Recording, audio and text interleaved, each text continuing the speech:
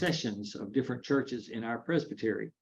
And so I get to read what's going on in all the different churches. And it's very educational to see how different things can be done and still be Presbyterian. Because different churches of different sizes do things, a lot of them in different ways than we do it here at Briarwood, and yet that's not unacceptable. Well, if it is unacceptable, we have to point that out to them. That's not a fun part of the job. All right, so I'm going to give you a little scenario here, and then I want to open it up for questions in a bit. But the first thing I want to do is give you a scenario that I think will help, I hope will help us to see why we have the system of government that we do in terms of the care for members. I used to think of the idea of discipline. I'm just pausing there because I want the word discipline to be in your mind for a moment. When we think of discipline, think of discipline of children. Oftentimes, all we think of is corrective, right? Okay, they stepped out of line, now we have to correct them somehow. But discipline in a biblical sense is much more than that, isn't it? It's training them. That's what the whole idea is. And so a lot of discipline is positive. It's not corrective. It's helping train our children. Well, the same thing in the church. The church has a system of discipline, which we'll talk about in a bit. But part of that is to care for its members. And that's why we have elders to care for the members. But let's imagine that you are accused of something by someone at the church. It could be that they accuse you of infidelity, that you've had an adulterous relationship, infidelity towards your spouse.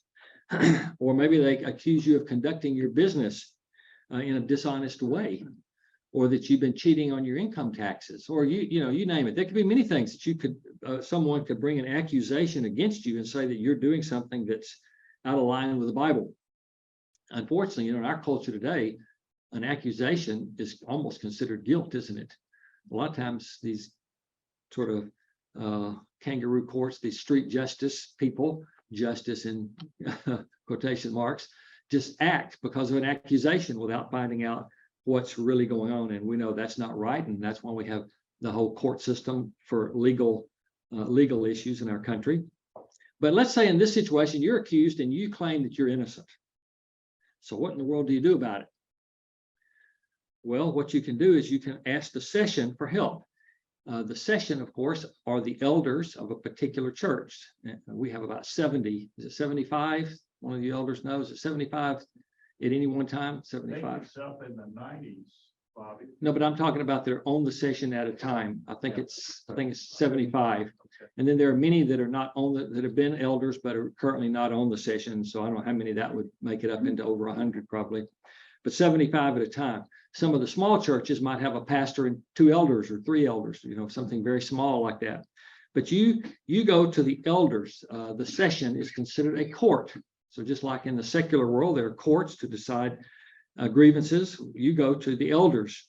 And in our particular denomination, we have a system where we have a plurality of elders. That is, we don't just have one. There are some denominations that will consider the pastor to be the elder, and he is the only elder.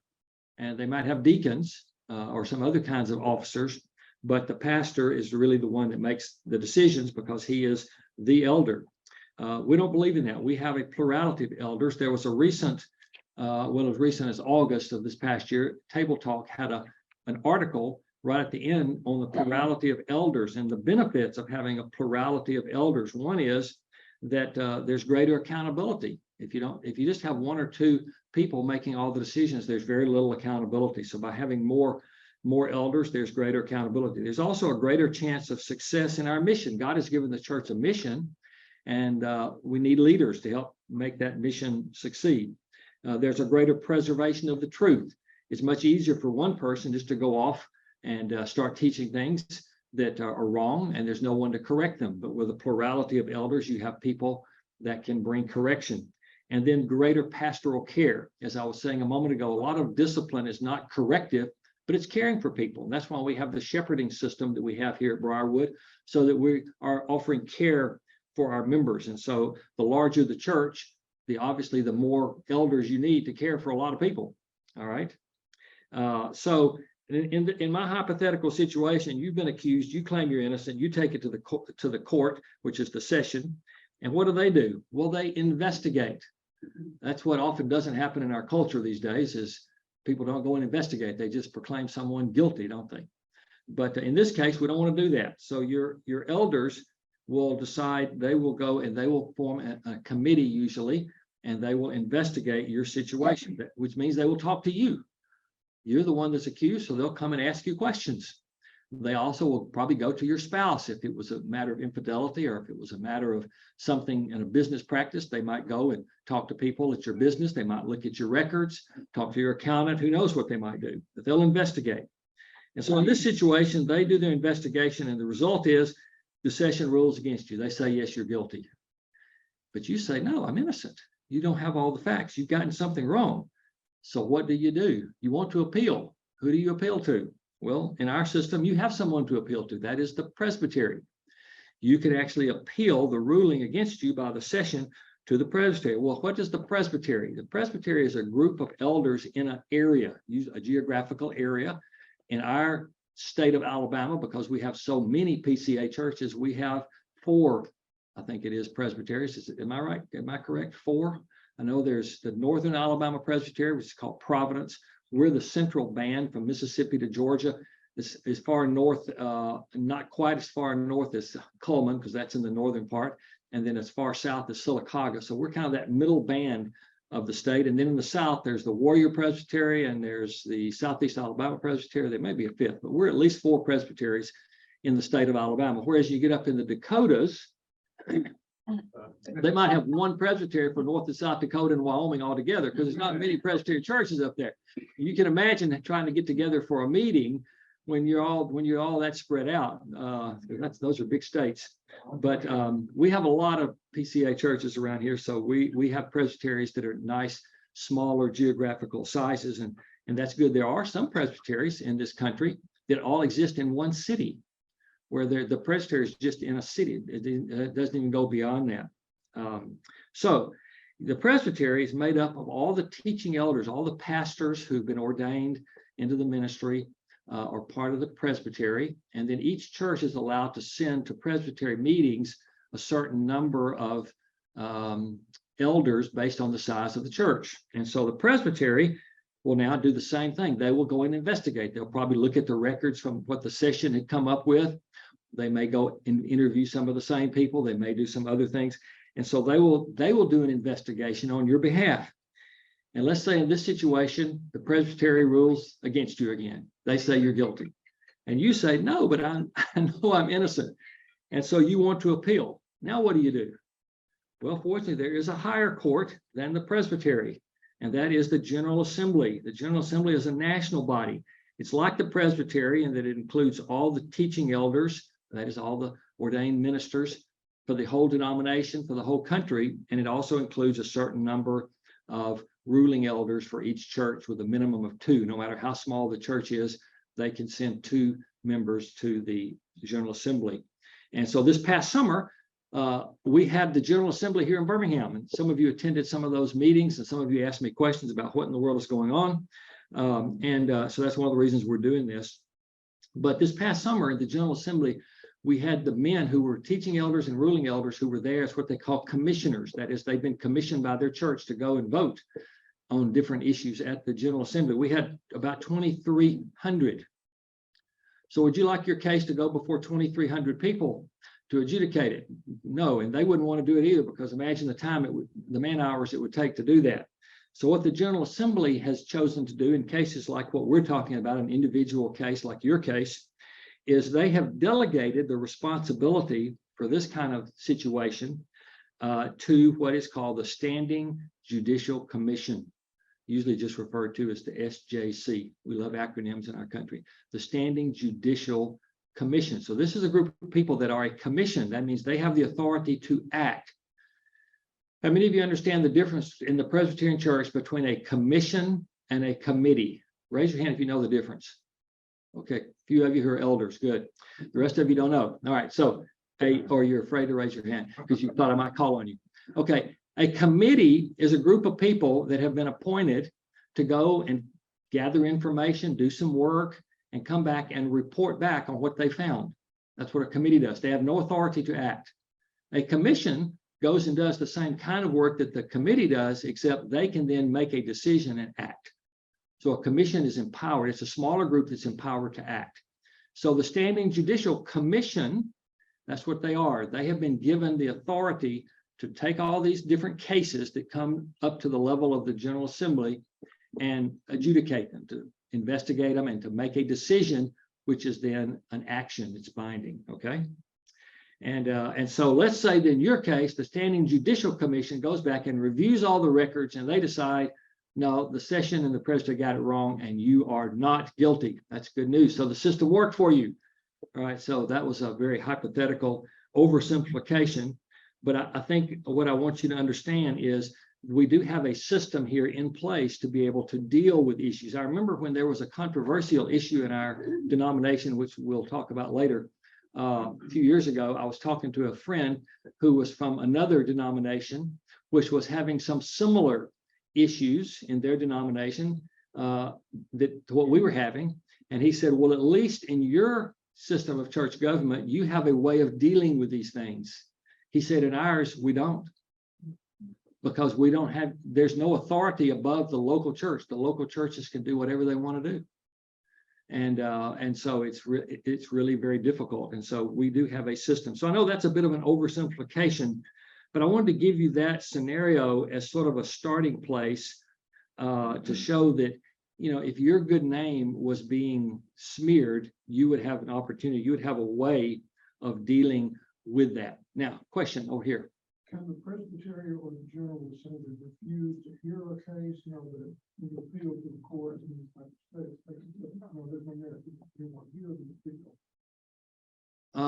that's a good question. I think they do have that right, but I doubt if they would usually do that. They would probably take it, but I don't know. Any of you elders know that?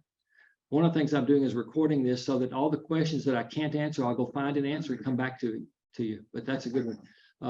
My understanding is they generally take them.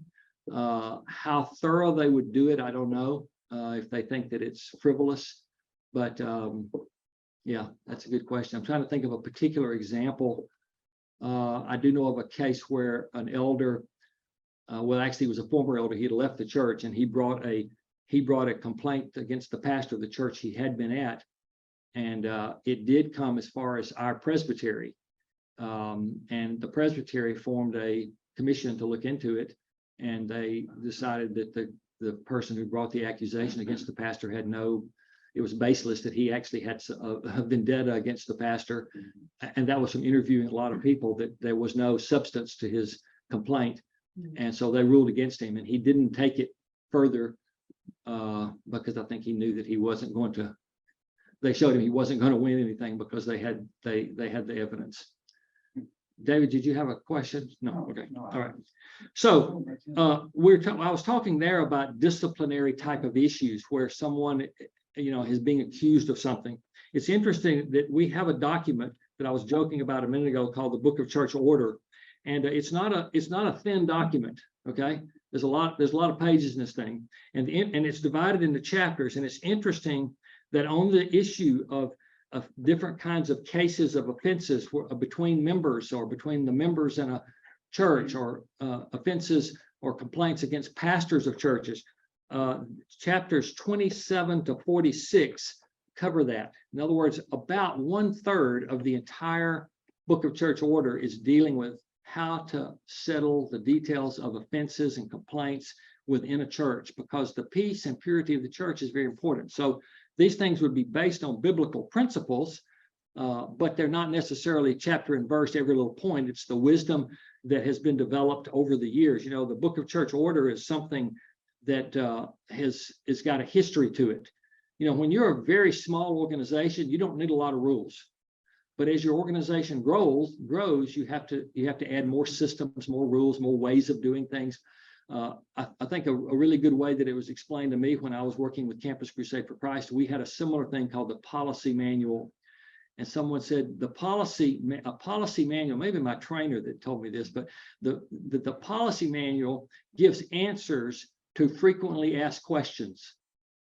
That's a good way of putting it. In other words, every time someone wants to go on vacation at the time they should be at the Christmas conference, they come and ask the question, can I skip the conference and go on vacation? And so the leadership says, no, that's a very important thing. You need to be there. And so you can't skip this conference. And so the next year, someone else comes and asks the same question. Well, if they get the same question repeatedly, eventually they say, this is wasting our time having to have these meetings to discuss these things. Let's just put it in writing. You may never do this. Okay. And so that's the whole idea is when you have repeated issues that come up, it's good to put something in writing so you don't have to continue to do that. So that's what the Book of Church Order tries to do, is it tries to take all the common issues that are dealt with in a church and write them down and specify them. And yet sometimes it has to be changed because over time people look at it and they say, you know, we keep having this issue that we can't resolve because the Book of Church Order says this. It seems like it would be better if we reword it a little bit. Let me just give you an example here.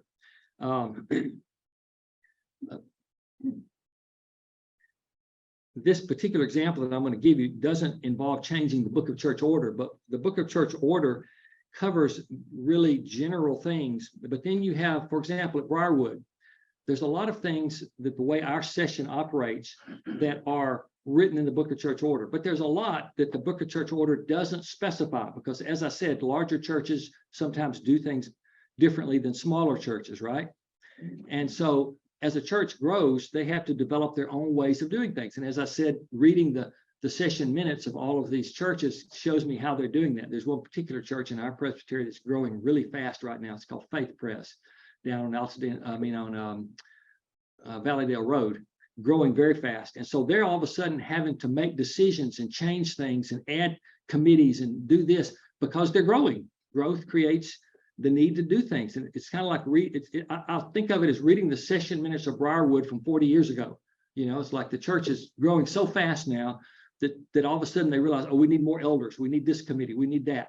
And so that's what's happening. And so they're developing. And so as you do that, sometimes you get things right and sometimes you don't. So, but our session has what they call the session operating guidelines. In other words, the session itself over the years has put together a series of guidelines which are consistent with the Book of Church Order, but they go beyond it. They're more detailed. And each church may do things differently in that way. And so the General Assembly has the same thing. They have the rules of assembly operation, which is how we work, how we do things. And one of the committees at the General Assembly every year is called the Overtures Committee.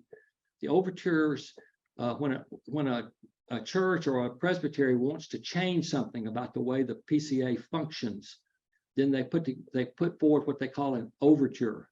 We call it a suggestion, a recommendation, but we call it an overture.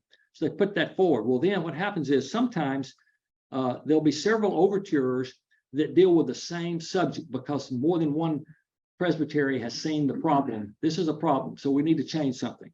And so you'll get several different recommendations or overtures will come on a particular issue. Well, now when you get to the General Assembly, there's a limited amount of time. And so they don't want to take each one of those individually because they're all on the same subject.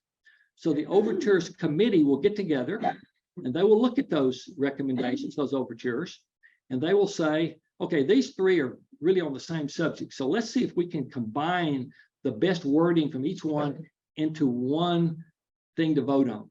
Okay, so they basically take those three and they come up with one synthesis. Does that make sense? And then as an Overtures Committee, once they've reworded it that way, they vote on it to bring this recommendation. Instead of all three of these, they're going to bring this one before the whole assembly to vote. Okay, so now what happens is, what if the way they reworded it, what if some people in that Overtures Committee don't like that rewording? They say, oh, you've left something important out here. This is not good. Then they vote against it. But let's say it passes anyway. It passes the Overtures Committee and it comes to the General Assembly. What about those people who thought this was not a good change? You left out the important stuff. What do they have any recourse? Yes, they do, because they can bring to the General Assembly what is called a minority report. In other words, they were in the minority, they lost the vote, but they think this new overture is not correct. And so they bring what's called a minority report to the floor of the General Assembly, and we debate that, usually for about an hour. They have rules about how long it can be debated. Anyway, they debate it for quite a while, and then they vote. And it could be that the people will say, oh yeah, I side with the minority group. I like what they said better. And so they will get rid of that one recommendation that the majority had, and they'll come with what the minority wants. Okay. Now, what if you're just one of not any of you have to think hypothetically. What if there was a difficult person in the overtures committee who wanted their way on everything? You've never been part of such a group, I know. But let's just say there is such a person like that on that committee. And so he wants to bring a minority report to have it his way on every subject. That's not good, is it? So when the PCA started, they knew from past experience that's a possibility. So they had a rule that you had to have a certain number of the commissioners on the overtures committee had to bring a minority report. You couldn't just have one person, right? And so it had to be a minority report had to have a certain number. And I believe that was 3. You had to have 3 people on the, I could be wrong, could be corrected on that, but I think it was 3. You had to have 3 of those members of that committee to say they're against it to bring a minority report. Well, that's because when the Presbyterian Church in America started, there was a very small number of churches and presbyteries.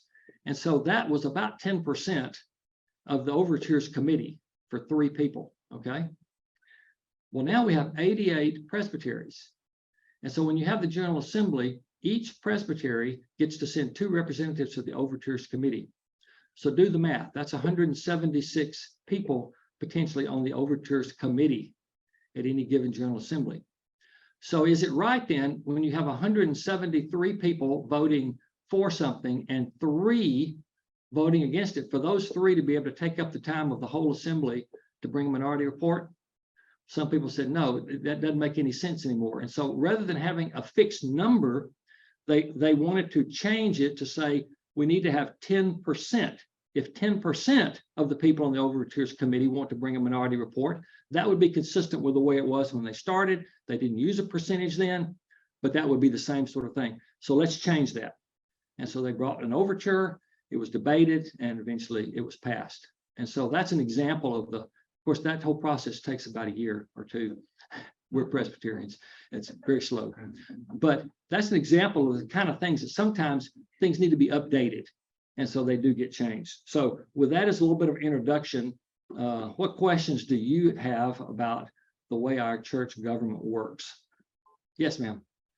How is this different from the Presbyterian USA? Did they just adapt it from the USA when they formed the PCA, or is it totally new? That's a great question.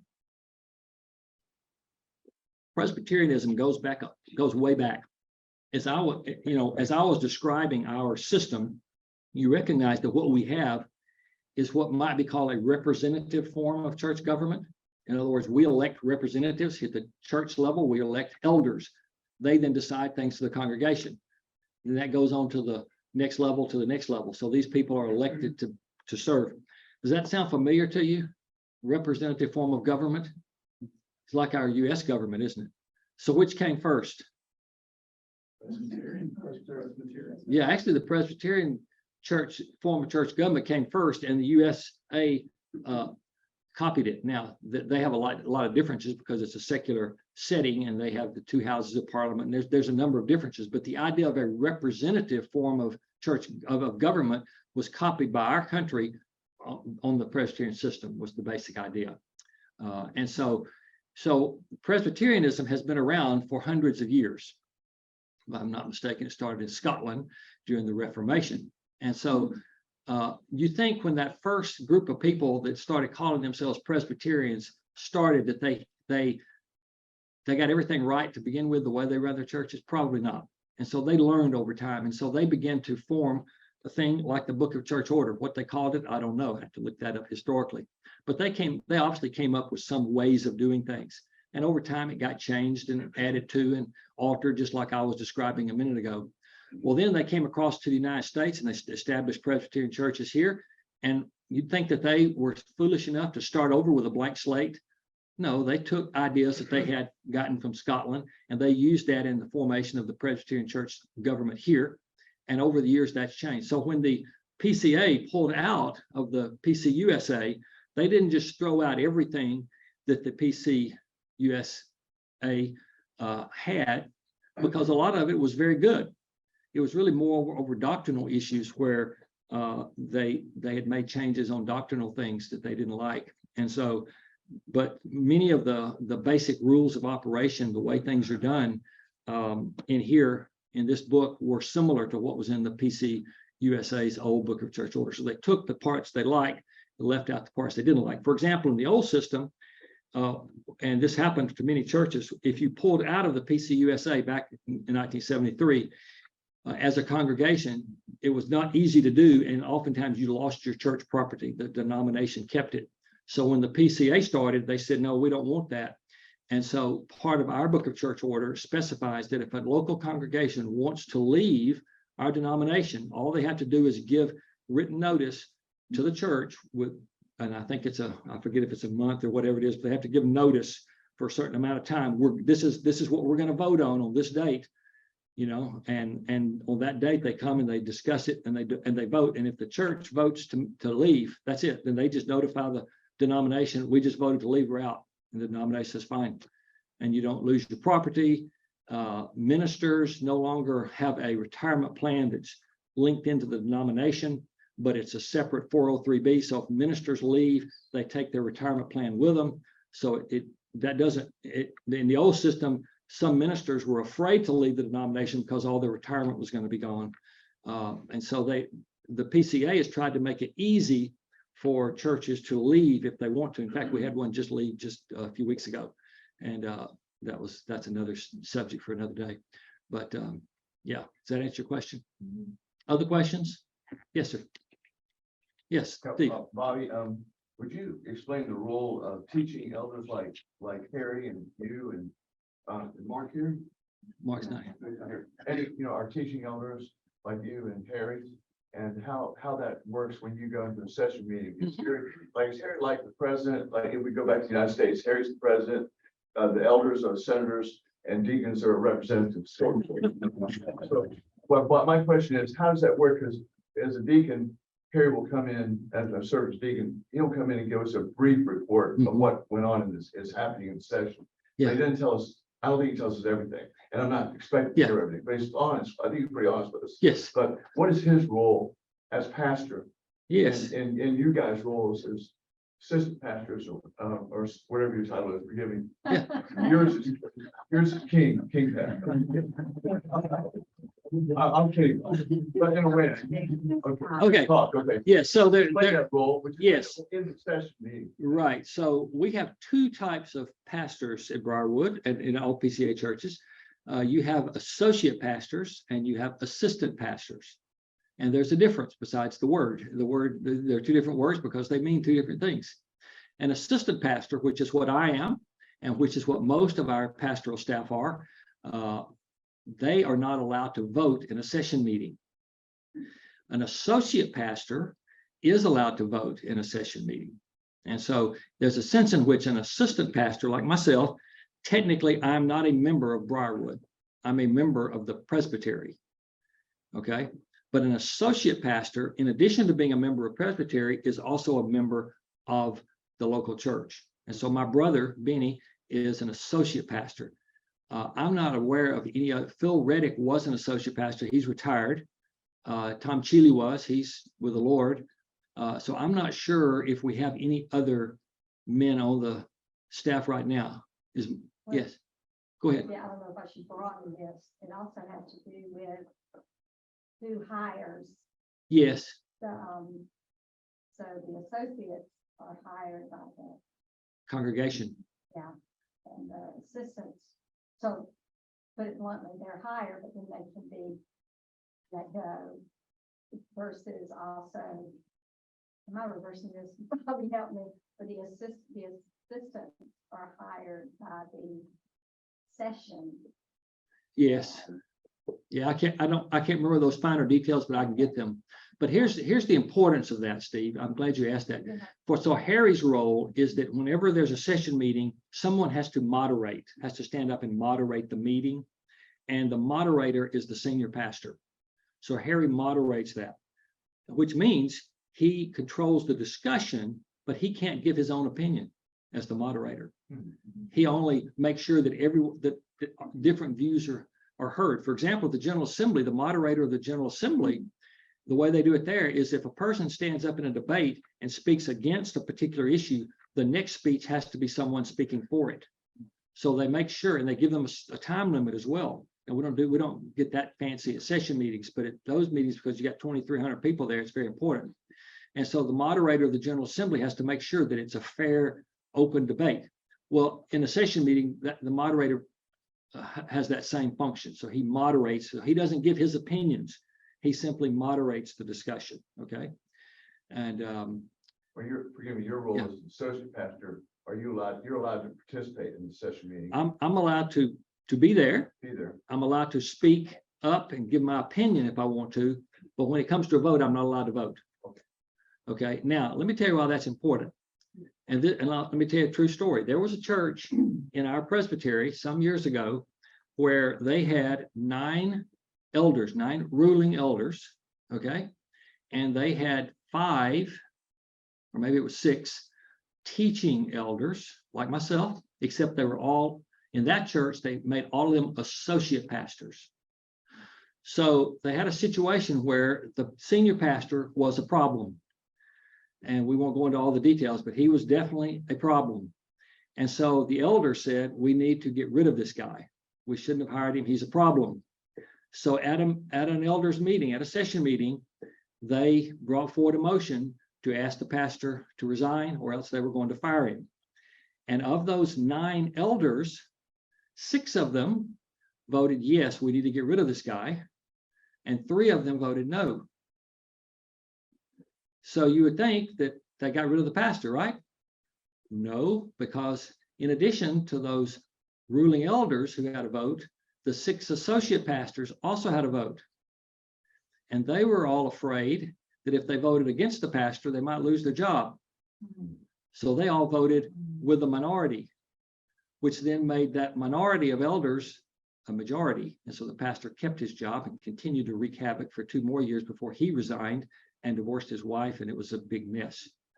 And so the whole idea of a ruling elder is that's what they do. They rule.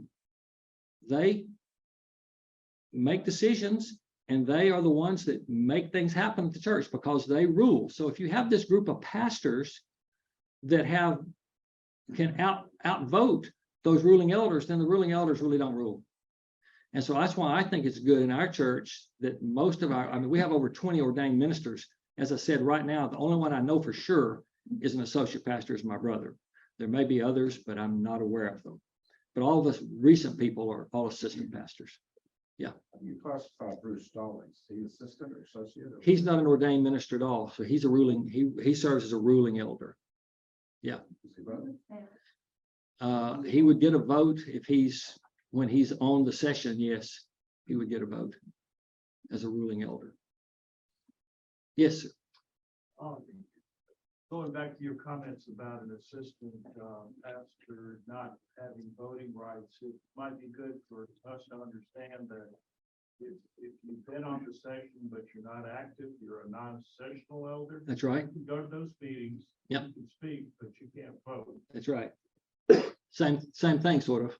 And I don't know if Briarwood is particular in this situation, but I've been in Presbyterian churches where elders were not elected every year. They were elders for life.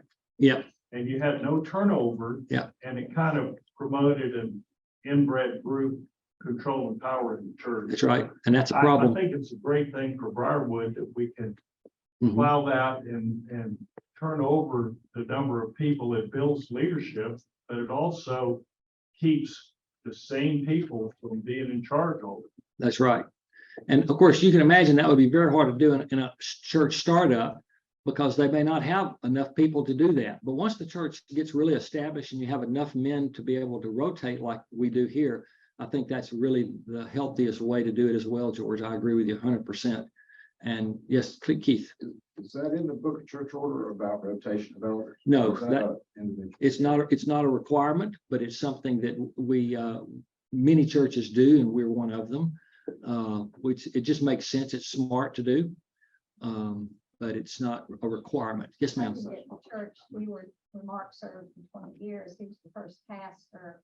And because it was growing and at first it was not a rotating Yeah. session. And when they got a church grew and they got to a level with let's say this right, with leadership, elder leadership. Yeah. The elder leadership said, okay, now we're going to change it. And there was a vote. And it was voted the whole congregation to change it to rotation. It was Excellent. good. Yeah, But it's they wisdom. Kind of build up the church. Yes. to- You had to build up to that. Yeah. That's great. Tom had a couple of comments to make about elders because we were discussing elders and their qualifications when we were doing Titus a couple weeks ago, and he did a little research for us. Yeah, I just wanted to speak to the issue, and I'll get over here, I guess, where the folks on Zoom can hear me. You know, as we look through those qualifications and you know, the one that always jumps out in our minds as we look through that in Titus and Timothy and elsewhere is an elder should be above reproach. Well, as you can imagine, you can define that in many different ways. And certainly if it was a strict, very literal interpretation that we went by, and I'm not suggesting that we don't need to be as strict as possible, then there are many of us who wouldn't be serving as elders because of the, you know, past sin and things that may have been an issue at some point in our lives, and then some, you know, ongoing issues perhaps. But the church does a very good job of helping us through those issues. And I would speak to this because currently I serve on the nominations committee, and our primary responsibility is to try to encourage people who could be nominated for serving as a deacon or an elder to consider that nomination, and to as elders we are asked to submit names for those offices, and many of you have served in that capacity. But I wanted to just to speak to this quickly, just so that you would be encouraged and not discouraged as we go through our orientation meetings and all pertaining to the nominations and all. One of the things that comes up is that just very definitions of what it means to be above reproach, and just so two items here. The whole issue of being, we've tried to explain above reproach or reproachful. We've tried to practically show what it means to be above reproach, and this is coming out of our orientation sessions. Above reproach doesn't mean that you've attained perfection. It has to do with faithfully progressing in holiness, not being perfectly holy. And then there's a reference to the wife's form that the wives have to sign on to this as well when your husband's going through this process. It says that one of the things that the wives attest to is, I believe that my husband, is growing in the biblical qualifications as outlined for elders and deacons. And this is from 1 Timothy 3 and Titus 1. So, and then Pastor Reeder would address this and has under at certain times, and say that above reproach should indicate a model of a believer. And this has a public nature to your witness to the world. So I say this by way of encouragement, that there are several of you, many of you in our class, who might look at this as being a discouragement to ever serving. But I would encourage you that if you're ever nominated, and most of you will be, that you consider submitting yourself to the process. And then as you go through the orientation process, you can come to some conclusions about whether this is really something you should be involved with or not. And if all else fails, you can go and sit down and have about a 2-hour conversation with his brother, and he can work through this with you and help you to understand it as well. So make this whole business of above reproach a goal, and certainly the standard, but at the same time, from a practical standpoint, something that men who are already in authority and men who are already in position can help you work through in terms of whether you are qualified or not to serve, and don't let it be a discouragement. That would be my main thing. On the issue of the overtures, Yeah. And there are currently 3 overtures before the presbytery here that we're a part of. And one of those three overtures actually came out of a minority report Okay. in the last General Assembly. So there have been some controversial issues in the PCA over the last, I'll get to your question in a second, over the last few years, as you may be aware. And that's another whole matter that we're going to take as a separate session. But if you got particular questions to follow up from what we've talked about today on any of these things, then you can call me, email me, or just ask me after class or before class or whatever. But it'll be in a few weeks. We'll take another break from Titus at some point in the course, and we will deal specifically with some of the issues that are facing our denomination because of what's happening in our culture, especially around the issues of human sexuality. So we'll have a time where I'll try to share with you some of the things that are going on and some of the nuances, and hopefully give you a better understanding of that. So Yeah, question, if a person is nominated to a position in a builder, does that mean they're automatically on the ballot, or is there a pre-qualification area where their name is taken off without consideration? well, that's a great question, David. And in the Book of Church Order, it does talk about these things. And it says here, nominees for the office of ruling elder and or deacon shall receive instruction in the qualifications and work of the office.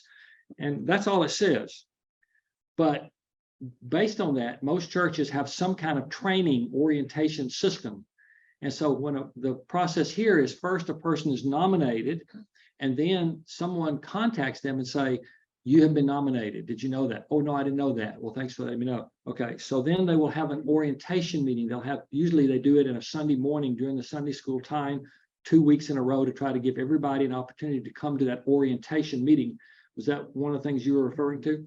So at the orientation meeting, they kind of lay out, here's the process. And part of that process is there is a little training course that they go through on Wednesday nights, and that's for about 8 weeks, more or less. And then at the end of that, they actually have to take a written exam to see if they have a good understanding of the way our church works and also of basic theological views. And so it's not as extensive as what I had to take to become an ordained minister, but they do have to have a basic working knowledge of certain things. But at any point in that process, when the first phone call comes in to say you've been nominated, up to just before the election, you can withdraw your own name if you choose to. And that's happened many times. People have had those 2-hour conversations that Tom talked about with my brother or with one of the other pastoral staff, and they just decided, I'm not ready for this right now, or I don't have the time for it, or I don't think I qualify, or whatever. And so you can at any point pull your name out of consideration. Yes, sir. Not to muddy the water, but would it be fair to say that the nominations committee could actually withdraw that nominee as opposed to the individual? It could happen. I think it could happen either way. I think there would have to be something pretty well known. You know, for the not, you can correct me if I'm wrong, but it would have to be something that's sort of obvious, egregious, not that's common knowledge about a person. Like, why did they nominate this person? You know, when we know that right now he's in the midst of a divorce process with his wife, and there's questions of whether he has biblical grounds for it. It doesn't seem like a good time to be nominating this guy. Maybe the person they're nominating and didn't know any of that, you know. So they could remove a person's name, yes. If that name is removed, would they then contact that individual about that? Would probably depend on what point that was done, I would guess, but I don't know the answer to that. That's one of those, I'll get an answer for you. I mean, if the process had already started, you'd already been contacted, and then it came to light, you know, that, hey, this is going on with this person, then until that's resolved, they would probably have to call back and say, hey, look, I understand there's something going on here that needs to be resolved first. So we're going to remove your name for now. Many of the people who are nominated do not know that they've been nominated. Yes, they actually ask, it's probably one of those things that sort of flies under the radar, you don't notice, but they actually suggest that you nominate people by contacting Leanne Reese or filling in one of those forms, but that you don't contact the person themselves. You simply nominate them, and then they will be contacted. So that's what they recommend. Tim, Does elders nominate deacons or just recommend? Anybody can nominate, you know? Yep. Yes, sir. Yeah, I've heard teaching elders, ruling elders. How many categories of elders do we have? Well, that's it. We've That's it, got okay. teaching elders, which are ordained ministers, and their primary role is to teach the Bible. And then we got the ruling elders, whose primary role is to rule, to organize and run the church, basically, and make the decisions on worship and all kinds of things like that. To share the responsibility that Presbytery has in examining pastors. Yes. elders before they come. Yeah, it's quite a process that you have to go through at the presbytery level to become ordained as a minister. But I won't get into all that today because of time. Yeah, but yeah, yes, you're right. The presbytery does that. All right, I think our time is passed up. It's 10:35 by my clock. Let me pray, and we'll pick all this up another time, and you feel free to ask me any questions at any time. Lord, thank you for giving us a denomination to be part of that has a history that has been changed and upgraded and improved over the years. And we realize it's still not perfect. And yet we realize that a lot of godly people have worked on this for literally centuries. And I pray that you'd help us to understand it better so that we can fit into it, and mainly so that we can accomplish the mission that you've given us as your church. And I pray in Jesus' name, amen.